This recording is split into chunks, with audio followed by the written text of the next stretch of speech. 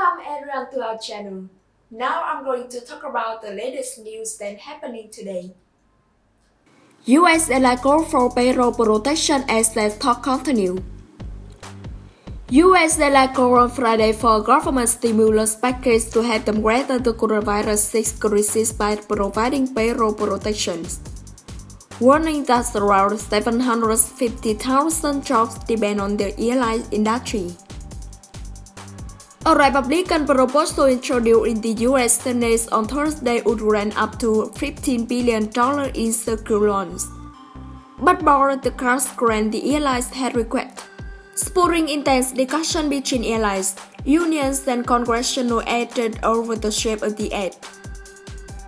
Loans alone are not sufficient and should be coupled with a worker payroll assistance program and tax tax relief which will allow airlines to keep operating through this crisis. Industry body Airlines for America said in a statement.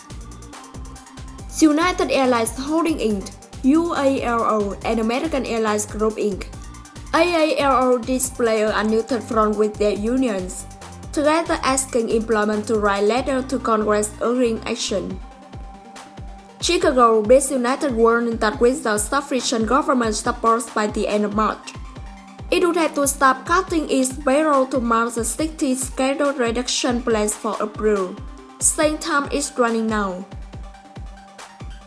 Late on Friday, the United States it was now cutting 95% of its international flights in April, including suspending all flights next month to Canada, Central and South America and Africa in nearly all flights in Asia.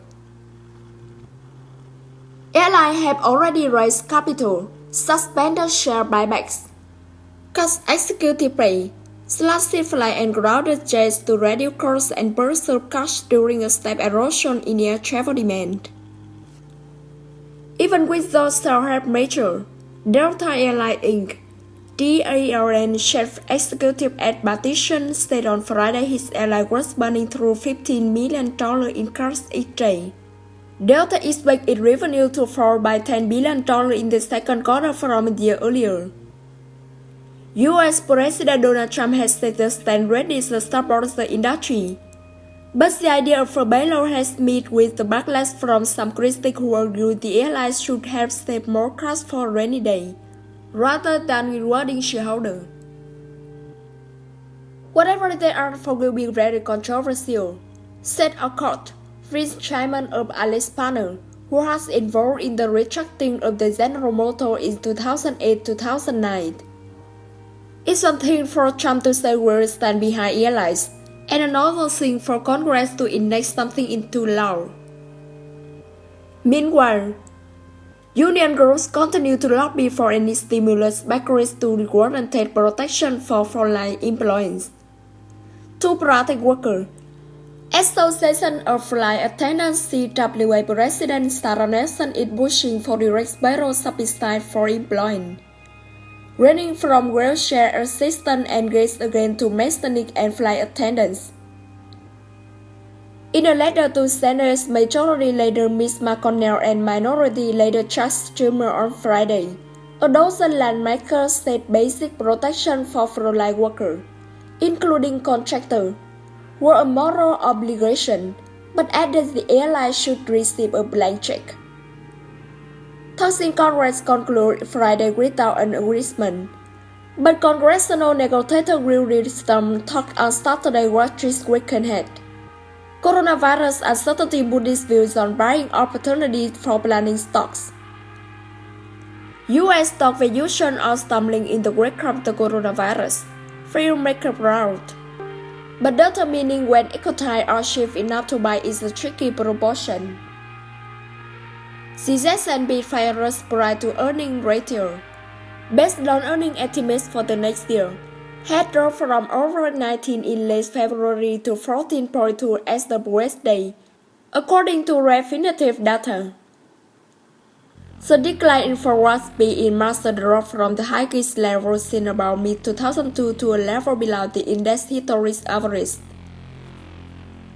But the number may be misleading. For example, Many market watchers say overall earning estimates have that US$ low enough to account for the economic fallout from the coronavirus pandemic. That adjustment would make stock, based on price to earning reduction, or less attractive than they appear. It's a little bit difficult to look at the PE even for this year. The estimates are going to climb down. They are still too high, says Dan Rogan, Director of Wealth Management Research at DA Division. It's just so hard to even figure out what the impact is going to be. Consensus earning estimates for 2020 are for S&P 500 companies earnings to rise by 2.7%. Credit Suisse analyst said in a note on Wednesday.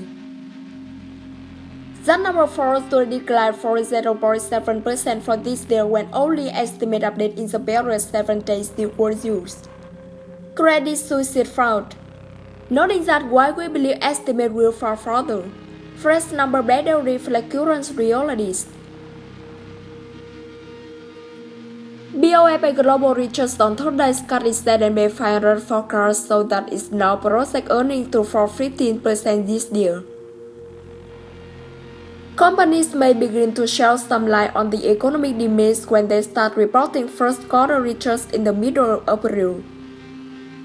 We have no idea where earnings are going at all, said Lindsay Bell, Chief Investment Strategist at Early Invest. We are probably not even going to get clarity on it until maybe Q1 reporting reason. And even then, I wouldn't be surprised to see a lot of companies just pull guidance. Already this week, FPDAs and Merrers walked away from their 2020 forecast because of the uncertainty from the coronavirus, which has infected over 110,000 people globally and killed 8,900. The S&P 500 fallen 28.8% since its all-time record high closed on February 19 and historical low wealth level dated in early 2017. While price to earning valuation are a moving target, the extent of the drop set inside investors seeing a potential bargain, particularly those who can hold stock for a long time. For example, Brent Macmillan, Chief Investment Officer for Commonwealth Financial Network, pointed to the number of stocks with a heftier dividend than yields on the US 10-year Treasury note. I am not buying right now, but right now there is a powerful economic argument for buying stock, Macmillan said.